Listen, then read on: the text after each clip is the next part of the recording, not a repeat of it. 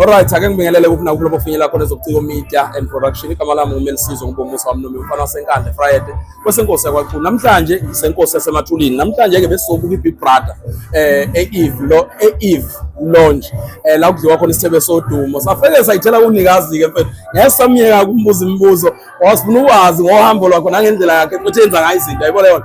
Njengamanje sawubona sisi kunjani? Sawubona bandla futhi. Yabona bazongishaya abantu babethe ngimdedela ungachazanga ngifuna ukuchaza ukuthi uba ngoba bazothi ngijolele uEve wami nje ngabuya naye uba lenkosazana. Igama lami Amanda ngwakamseleku, well known as uEve. Ngwakhona khona la endaweni eMthwalume eWard 17. Ngikhulele khona ke ngizalelwe khona ngakhulela khona ngasebenza khona ngase ngiyabuya ke back ekhaya ngazothuthukisa indawo yangasekhaya. Mana uEve usukele nje wathi ngeke ngishaya i-event uMzumbe Maskandi Festival. Into emvamise ehlula abantu abaningi yena yini lemenze wa decide ukuthi hayi ngeke ngiyathatha lenxexheba ngiyawenza lo mcimbi. Yabona sihlala endaweni yasemakhaya. Izinto eziningi azenzeki kuthina endaweni yangasekhaya. I-event elolu hlobo ayikaze yenzeke ngasekhaya ngoba kunale mentality ukuthi izinto ezinhle noma izinto ezikanje fanele zenzeke endaweni yasemadolobheni. Yebo ikhona imicimbi ogwini kodwa awukho umcimbi oqondene nathi abahlali baseMzumbe, abahlali base endaweni yasemakhaya ngaphansi umasipala uMzumbe.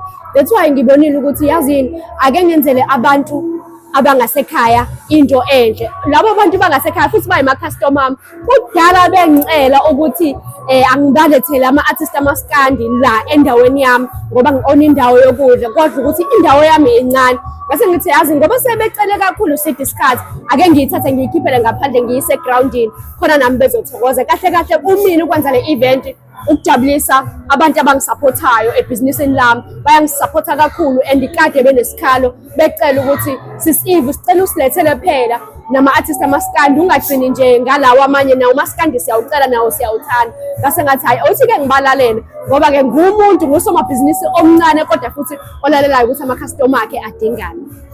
Into engiyinothise ngawe nengiyibuke ngawe namhlanje ama-customer akho uyazi awuyena owner lo olapha ya uyehla uza phansi ama-customer nakho ama-customer akho wonke mawuqhamuka avula izandla uyivule. Wenziwa yini wenze njalo? Ngoba phela usomabhizinisi kufanele mhlawumbe uhlalele e-office uyishayelwe ifeni ungayingeni nje indaba yabantu wabaletha imali egcine nabayilethe. Wenziwa yini ukuthi ukwazi uku-engage nabantu bakho? Ngeke sikubalekele lokho. Singasho phela-ke ukuthi angibakweleti lutho kodwa kumina kuhlezi kunaleso sikhala sokuthi ngivulile ngadayiswa ukudla. Bengithi uma ungabe unebhizinisi, ibhizinisi lakho lidepende ekusupportweni abantu. Akumele ukuthi labo bantu odepende kubona ubakhohle.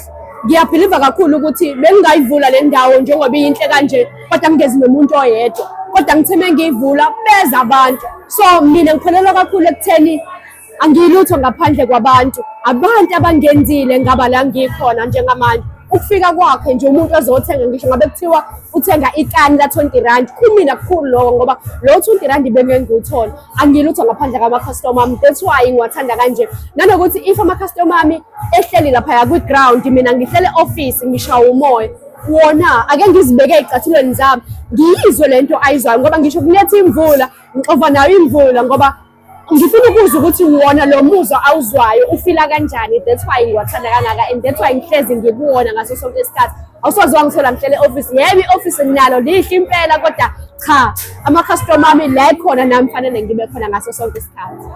Umuzi uyakhula sizwile ukuthi usuvula omunye emandawo ithi uthini leyo umuntu wesifazane uma kuthiwa gqugquzela ezinye izingane zabantu besifazane kunezingane ezincane ezino-Eve namhlanje emakhandazo efisa ukufana no-Eve. Into engingayisho ukuthi akusiwo wonke umuntu ozokushayela izandla. Into esiphazamisayo thina ezabantu abamnyama ukuhlezi njalo ujeqeze emumva ukuthi ubani ongishayela izandla namhlanje.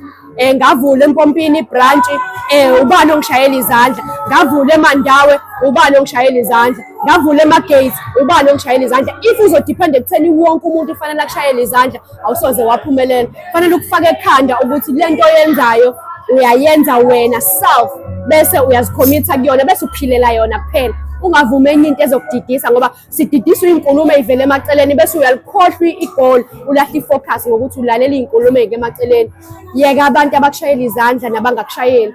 Ukuthi umeya akakushayelanga izandla uvulile ibhizinisi izokulimaza leyo nto ngoba uma ubhizi kakhulu ziningi ezinye izinto afocus kuzona. Mhlawumbe vele akazinene ngebhizinisi lakho kodwa wena ubheka ukuthi awumeya akakaze afika azongishayela izandla bese uyalimala. Ubungalivulelanga umeya ibhizinisi lakho. Lawo mazwi ngiwathathile kwayimina bengemina bekhulunywa nami kodwa mina sengiwathathile. Ngiyathemba nawe lapho kuma-comment uzowathatha bese uyafaka lapho ucomment.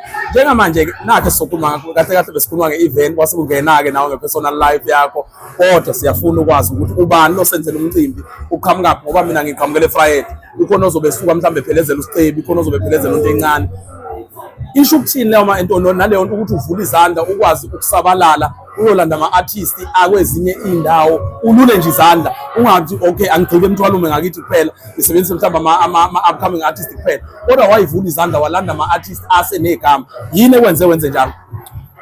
Ngumuntu okholelwa kakhulu phecelezi kule nto ekuthiwa i-collaboration. Ngikholelwa ukuthi uma ngabe sibumbene sibaningi siyenza into iyaphumelela kodwa uma ngiyenza ngedwa ama-chances ukuthi ikhulu idlondlobale mancane. Ngingasho nje ukuthi mhlawumbe u-80% wama-artist engiwathathile awakhona la eMzumbe. Ngase ngathi-ke mhlawumbe-ke u-20% ake ngivule izandla ake ngithathe abanye ngoba phela-ke ngeke sikubalekele ukuthi nalaba abanye bangaphandle banalo ithalente futhi banabo abalandeli khona la eMzumbe. Ngakho-ke that's why ngibadonsa bonke so that sonke sizothokoza sonke sabalandeli babo bonke abathandi bomculo kaMaskandi. Umcimbi uqala ngasikhathi sini uphela ngasikhathi sini? Ngicela ukugcizelela lokho. Ngiyazi-ke abantu bala emthwalume noma ama-customer anakuthanda izinto zasebusuku.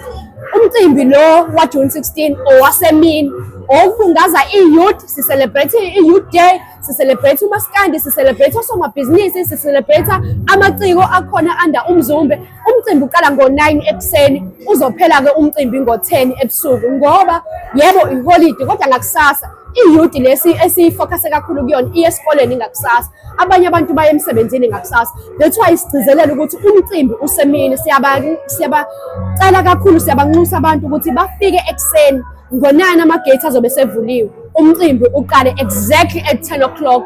Ungaphatheki-ke kabi uma uthi uyafika inkosi yamagcokama isiperformini wena uthi-ke akaperformanga, unto encane uperformile ngo-12 bese wena sowufike ngo-6 ntambama uthi akazange afike unto encane. Sizodlala nje lowo bhanyabhanya, sizowenza lowo mdlalo nje kakhulu. Siyathokoza. Engifisa ukwazi you have a secret artist ozovele nje a-surprise ozobaphumuza ngayo ikhona? Awu-3 esiwagcinile njengamanje.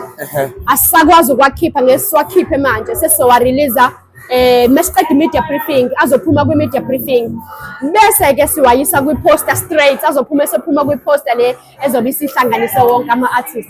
Bakhona bona bawu-3 bangaqala nje abantu baqagele ukuthi abobani labo. Ake niqagele bafowethu awuthi ngibenzele kube lula.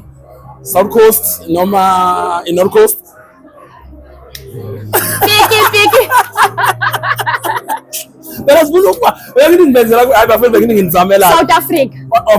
Abona uyangirobha yakubona bafowethu bekithi ngiyanizamela mina ngifuna ukuthi nibe nayo clue kodwa-ke commenta lapho ngenzansi usho ukuthi ubani naleli artist noma agreement elilodwa noma hey bafowethu kwaze kwamnandi elase Ogwini elase Mhlathuze abanye umasipala bale North Coast mhlawumbe baqagele kanjalo at least kuzobasiza. Neyizwa-ke leyo olungile-ke mina ngizokhipha ithikithi elilodwa ka-130 uma ukuthi ubambe kahle ngizolikhipha i-130 oyibambile nje uzobe ukuqala ulungile-ke asivalelise sehle ngobonda sikugabisele nge-8 bese siyakwela kithi Friday sikushiye kanje ngakini eMzumbe. Usibonge kakhulu ngesikhathi sakho. Sicela bangakhohlwa ukuthenga amathikithi ayatholakala online, ayatholakala eBoxer, ayatholakala nase-Pick n Pay. #Umzumbe Maskandi Festival, #Isithobe Sodumo, #Zishunga Zonke. Siyabonga. Zizwile-ke zishunga zonke umhla 16 sobe sidla inyama bafowethu sobe sithenga ngala kukhona nomama ngithi nabo nobaba bethu obamemile 100%. ngizwele bafowethu wozani-ke ningomningi benu. Siyabonga.